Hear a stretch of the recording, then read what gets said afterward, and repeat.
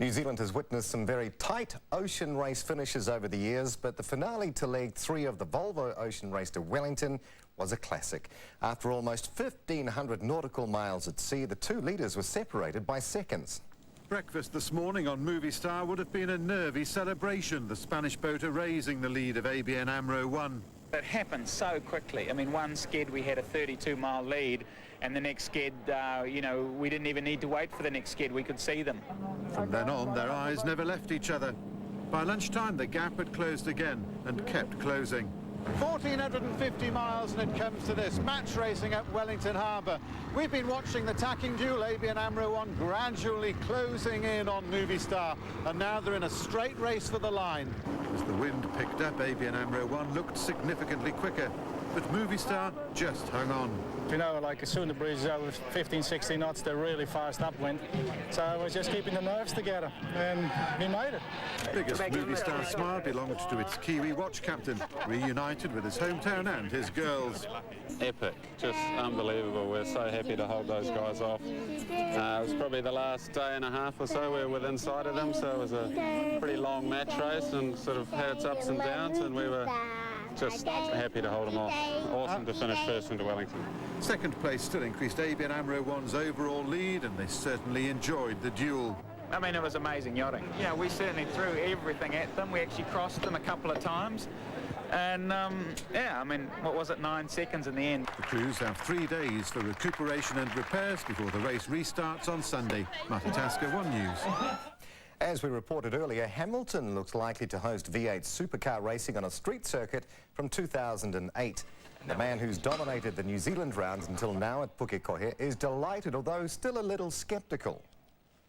Yeah, unfortunately, New Zealand's got that ridiculous law of this resource consent rubbish, which has made it very difficult for Wellington and Auckland. Murphy admits if Hamilton does pull it off, it'll be a great fix for what's been an ongoing problem. All Black halfback Byron Kelleher has been given the axe by the Chiefs after just one Super 14 rugby game. He'll be on the bench for Sunday morning's game against the Cats, with Jamie Nutt-Brown starting at halfback. And two Crusaders will join a select band of players to make 100 appearances in Super Rugby this weekend.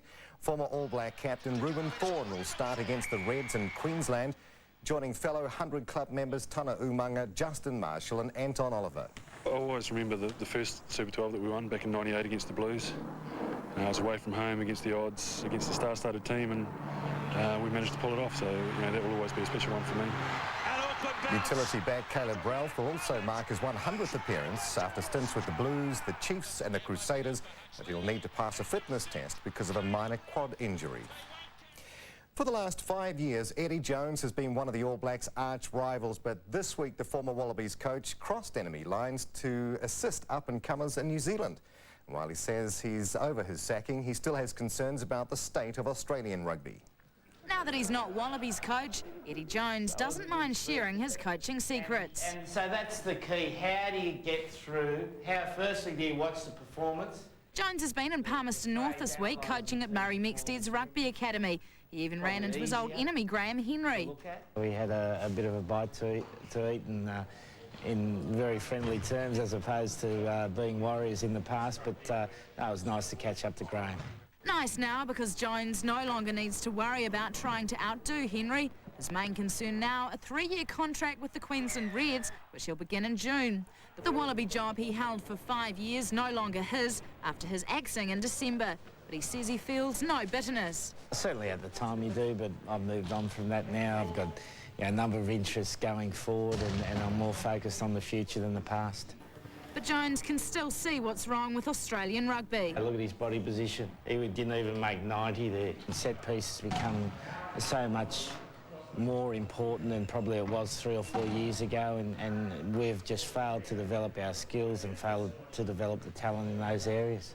And while he hopes to help the situation when he's at the Reds, before he starts there, he'll be doing a review of Pacific Island coaching structures for the IRB. We've got a lot of problems in our own country in terms of rugby, and whilst we're certainly sympathetic towards the island, we haven't done it much ourselves, and it's really up to the IRB. Jones heads back to Australia tonight before yet another commitment, a brief stint with the Saracens club in England. Katie Bayliss, One News. And Wallaby back Matt Rogers has spoken for the first time since his father Steve committed suicide last month. Rogers admits his life is in turmoil and he's needing counselling to get through. Just sort of wish, you know, I was there for him. I've heard people say that it's selfish, you know, suicide and stuff, but man, I reckon it was the bravest thing he's ever done, to be able to sit there and write notes to his 3 kids and his wife and then do what he did. Rogers says he flirted with quitting rugby but changed his mind because his father would want him to continue playing. One of the longest droughts in New Zealand soccer's history finally ends on Sunday when the All Whites play at home for the first time since 2002. And while it may be hard to get excited about their opponents, Malaysia, there are some world-class opponents on the horizon. Spotting a mower in the last 4 years would have been easier than seeing these guys train. Yet today, the All Whites assembled to prepare for their first home game since 2002, albeit against Malaysia. The players are delighted to have a couple of football matches, and I'm sure the public is, but yeah, I agree, it's been a little bit frustrating, but it's arrived, so looking forward to it. Not even the record snowstorms on America's East Coast were going to stop New York-based Stephen Old from playing. Any game for the All Whites is worth it. Any game, if we're playing 210th in the world or the #1 in the world, every single game is worth playing for the All Whites. UK-based Leo Bertos has gained a release from Scarborough for these 2 games. He intends to be playing back in England Saturday week. Got here yesterday, 5 in the morning, so it's pretty sharp. Just come here straight into training, and then I think we leave the day after the last game. So we're in the middle of the season, so I've got to get back and play. And with 9 uncapped players in the 20-man squad, no one's kidding themselves, it'll be easy. While Ryan Nelson and Simon Elliott aren't available for the relative small fry of Malaysia, that's about to change. It's understood New Zealand soccer are on the verge of announcing 3 games against quality South American opposition tomorrow. So for everyone, there's extra incentive to prove themselves against Malaysia.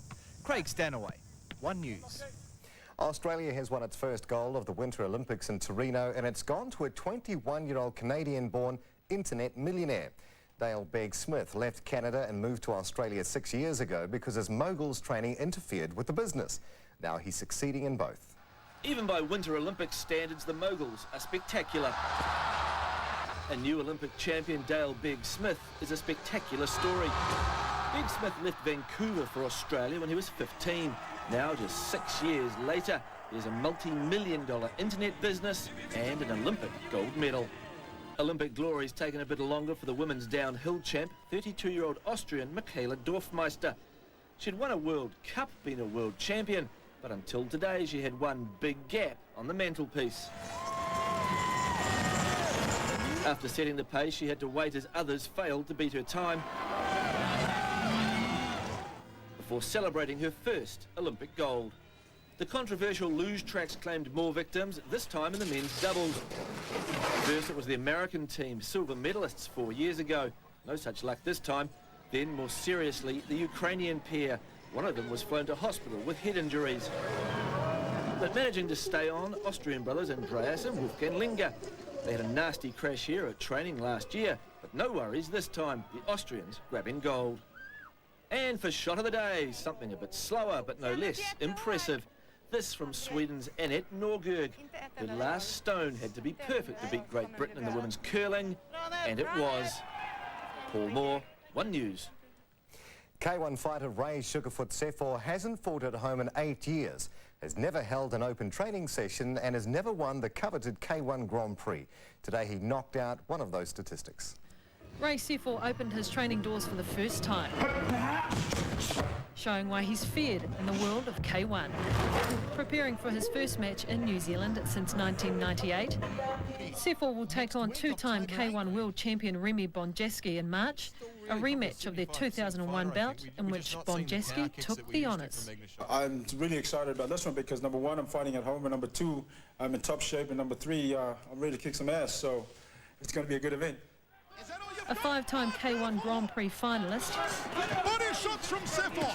It's a title that still eludes the Samoan powerhouse. And then when it comes to Grand Prix, I think I'm actually burnt out. And so this year, it's the first time I've actually fought in the beginning of the year in a long time.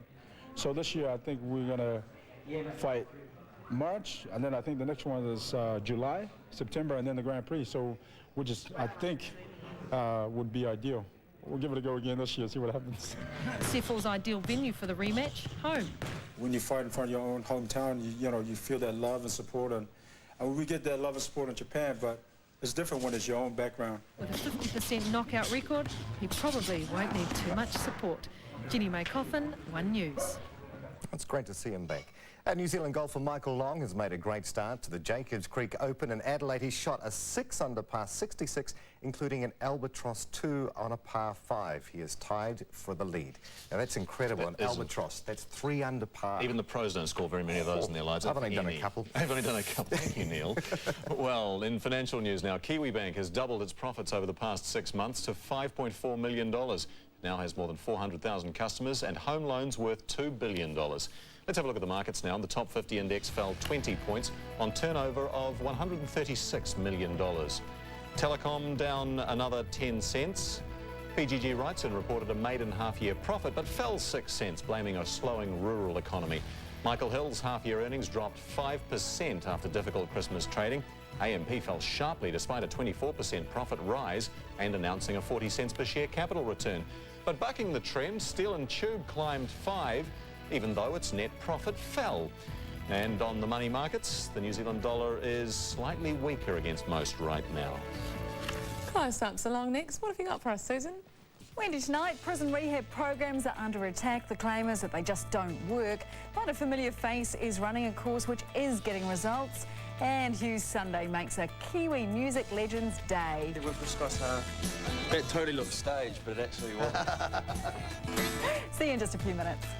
Thanks, Susan. After the break, though, Karen's here with blue skies tomorrow for most places. Good.